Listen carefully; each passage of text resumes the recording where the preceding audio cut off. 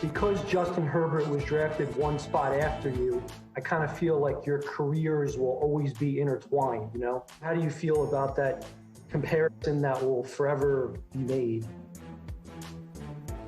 Well, I just think that's just something that's going to have to be dealt with in the media. I mean, I have no animosity towards Justin Herbert.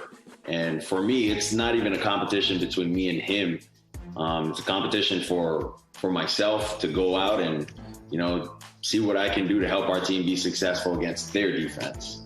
And I'm pretty sure it's the same for Justin as well.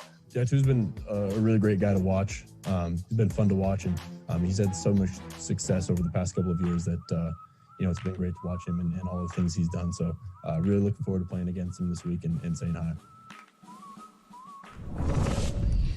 Wouldn't you like to see one of these guys say, I really hate that guy. I just despise him. I want to beat his brains out. They never do that. And frankly, how do I word this? I think we've gotten a taste of that kind of personality for the last few years, and I could do without it for a while. Let me just leave it at that. So that said, Herbert and Tua getting together this weekend, pick number 5 and pick number 6 in the draft. And this one is fascinating. It's kind of like Peyton Manning, Ryan Leaf light, because the Dolphins could have taken either guy. They took Tua. Herbert is the leftover that the Chargers settled for. So far, Herbert has looked better than Tua. We've seen more of him. Fascinating matchup. And I hope they cross paths frequently. And in theory, they could play every year depending upon where they finish in their division. But I hope we see a lot of Tua and Justin Herbert in the coming years. Mike, I've thought this ever since the draft, and then early in the season when we're all saying, oh, my God, look at Justin Herbert. Man, was he pro-ready? And, looking back on Hard Knocks, when Justin Herbert was very, very painfully honest about himself a few times in that show about how, oh, man, I blew that one. Or, he was very self-deprecating. But the larger point is this, Mike. There was a little bit of an aura about Justin Herbert coming out of Oregon, and here's why. Over the last 2 years, when he got to be a very prominent top 10 prospect, okay, what would happen? Okay, NFL scouts knew all about him, but the average people, other than absolute college football nerds or reporters, okay, said, I'm not staying up to watch him at 10:30 every Saturday night, because their games are on so late. Meanwhile, Tua's on the Gary Danielson game every week. He's on national TV almost every week. So you know everything about Tua, and you know about 1/10 as much about Justin Herbert. And so I felt coming into this year that of the 3 quarterbacks, I said, Burrow, he's going to kill it. And of course he is. But the other 2 guys, we knew a lot about Tua, and there was a little bit of a shroud around Justin Herbert that he is just totally ripped off in the first half of this season. And just the circumstances pursuant to which he entered the fray for the first time. Tyrod Taylor, the misadventures with a needle aimed at numbing a rib injury, punctures a lung. Literally a moment's notice for Justin Herbert, and he never looks back. The only unfortunate aspect of it is, Peter, that the Chargers haven't been able to rise to that same level. They're 2-6. As my son said over the weekend, they must be the worst 2-6 or the best 2-6 team in league history. They're in every game. They've blown 3 17-point leads. They had a fluky little almost won the game last week. Horrible clock management down the stretch, so they would have had more chances at the end zone to beat the Raiders. And as I said the other day, Herbert is playing just well enough, and the team is playing just poorly enough to get everybody fired after this season, because what a prime job that would be if that comes open with Justin Herbert there for the next 10 or 15 years. Yeah, I mean, look, if they continue on this path, it's going to be very easy for the Spanos family to basically say, we got to make a change. I can tell you this right now, Mike, they absolutely unequivocally do not want to get rid of Anthony Lynn. They love Anthony Lynn. but you got to stop the bleeding at some point.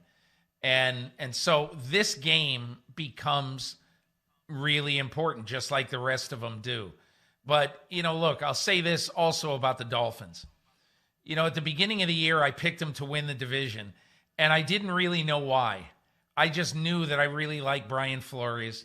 I liked what they were doing, and I figured that at some point during the year, Tua would play, and he would start to, if not dominate, play very influential football, both running and throwing. And so far, he has. It's only been 2 games, but I think he's shown promise.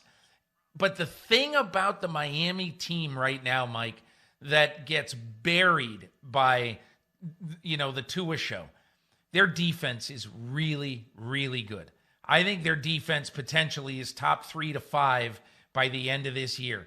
The pass rushing, Emmanuel Ogbah, the excellent play to not let the perimeter players take over games, I think is really shown in their 4-game winning streak.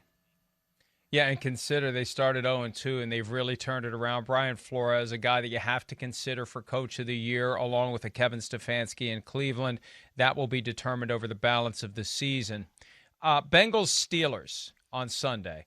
Crazy issue with the Steelers. Ben Roethlisberger has injuries to both knees. He's on the COVID-19 reserve list because, as you mentioned earlier in the program, he sat next to Vance McDonald on the flight home from Dallas. McDonald turned out to be positive for COVID-19 on Sunday and was shedding virus. They expect Ben to play. Jay Glazer said last night they're going to have a longer practice on Saturday, not just a normal walkthrough to help Ben make up for lost time. But here comes Burrow with 2 weeks to get ready. And when I spoke to Burrow after their upset win of the Titans, I tried to, I just threw it out there because, they always say we're taking it one game at a time. Well, he didn't. He said, the next 4 or 5 games are very, very winnable. And then it's like, Steelers coming up, but he's not lacking in confidence. And that's something that the Bengals organization has been lacking for a very long time. I like the moxie. I like the attitude. I like the hatred, the loathing of losing. And I wouldn't be surprised, Peter, if they go in there and steal one from Pittsburgh, because Pittsburgh has been living so dangerously most of its games. The opening is there if the Bengals can find a way to cram through it. I thought what was really significant about the game against Tennessee, not that Burrow, didn't throw an interception, was very accurate in the game, played a very confident game. I watched a lot of the game, played a very confident game. But the most significant thing is, first game since he became an NFL quarterback, that Joe Burrow was not sacked. So I think what Zach Taylor is beginning to understand and to realize is that there are some things he wants to do with Joe Burrow in getting him to sit back there, read. But now he realizes we may not have the opportunity or the time to do all that. Let's get the ball out faster. Let's have him be a little bit more mobile in the pocket, and that's going to become a strength.